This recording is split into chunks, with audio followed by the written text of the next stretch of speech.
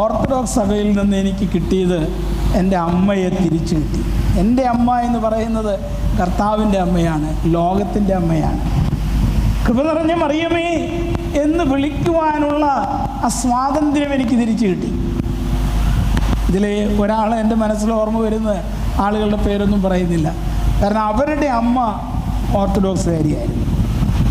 അതിൽ നിന്നാണ് മറ്റൊരു സഭയിലേക്ക് നവീകരിച്ചതാണെന്നാണ് പറയുന്നത്, അവിടേക്ക് പോകേണ്ടി വന്നത്. അവിടെ നിന്ന് അവളുടെ പ്രാർത്ഥന ഇതായിരുന്നു, എനിക്കൊന്ന് തിരിച്ചു വരാൻ പറ്റണം. അതുകൊണ്ട് ഓർത്തഡോക്സുകാരനാണ് കല്യാണം ആലോചിച്ചതെന്ന് പറഞ്ഞപ്പോൾ തന്നെ വേറെ ഒന്നും നോക്കിയില്ല, അവൾ തിരിച്ച് ഓർത്തഡോക്സുകാരിയായി. അവൾ പറയാണ്, എനിക്കെൻ്റെ അമ്മയെ തിരിച്ചു കിട്ടി. ഞാൻ അതിലേക്കൊന്നും ദീർഘമായിട്ട് പോകുന്നില്ല. പലരോടും ചോദിക്കുമ്പോൾ നമ്മുടെ പ്രശ്നം എന്ന് വെച്ചാൽ ഓർത്തഡോക്സുകാരോട് തന്നെ ചോദിക്കുമ്പോൾ കൃപ നിറഞ്ഞ മറിയമേ എന്നുള്ള